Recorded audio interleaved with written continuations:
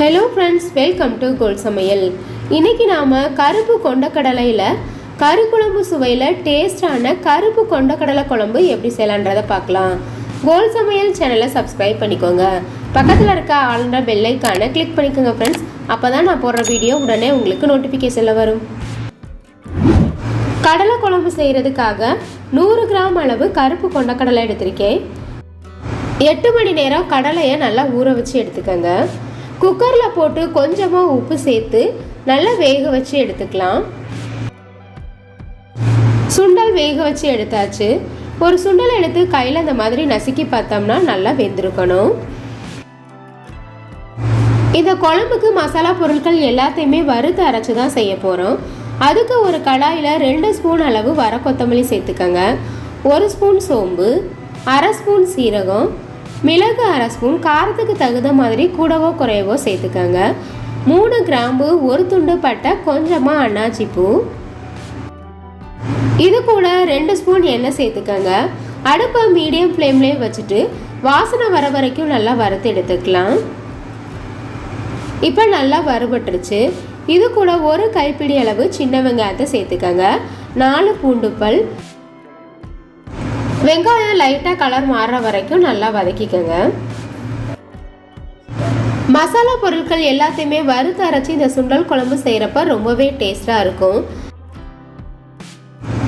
துருவின தேங்காய் 1 கைப்பிடி அளவு. இதுக்கு பதிலாக 2-3 தேங்காய் சீல் கூட பொடிசாக கட் பண்ணிவிட்டு சேர்த்துக்கோங்க. இப்போ இதையும் லைட்டாக வதக்கி விட்டுக்கோங்க. நல்லா பழமான தக்காளி பழமாக 2 கட் பண்ணிவிட்டு சேர்த்துக்கோங்க.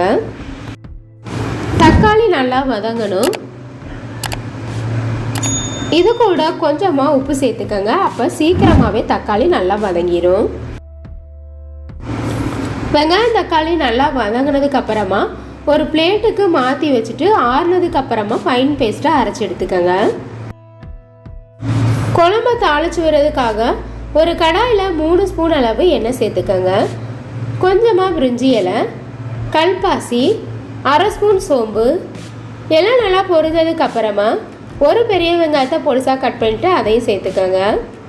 வெங்காயம் லைட்டாக எண்ணெயிலே வதங்குற வரைக்கும் வதக்கி விட்டுக்கோங்க. இப்போ வெங்காயம் நல்லா வதங்கினதுக்கு அப்புறமா நம்ம ஃபைன் பேஸ்ட்டாக அரைச்சி வச்சுருக்க மசாலா எல்லாத்தையுமே சேர்த்துக்கோங்க.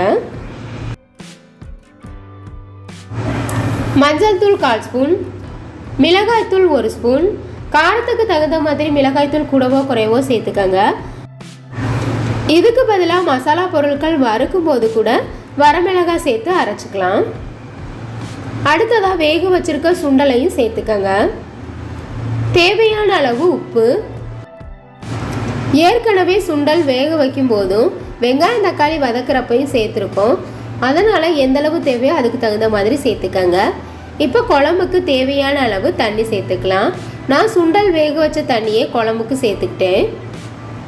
எந்த அளவு குழம்பு கிரேவி மாதிரி அல்லது தண்ணி மாதிரி வேணுமோ அதுக்கு தகுந்த மாதிரி சேர்த்துக்கோங்க. மூடி போட்டு மசாலா பொருட்களோட பச்சை மணம் போகிற வரைக்கும் கொதிக்க வச்சுக்கோங்க. குழம்புல நல்லா எண்ணெயெல்லாம் பிரிஞ்சு வந்துருச்சு பாருங்கள். அடுத்ததாக கொஞ்சமாக கொத்தமல்லி இலைகள் தூவிடலாம். கம கமனு சுவையான சுண்டல் குழம்பு ரெடி ஆயிடுச்சு.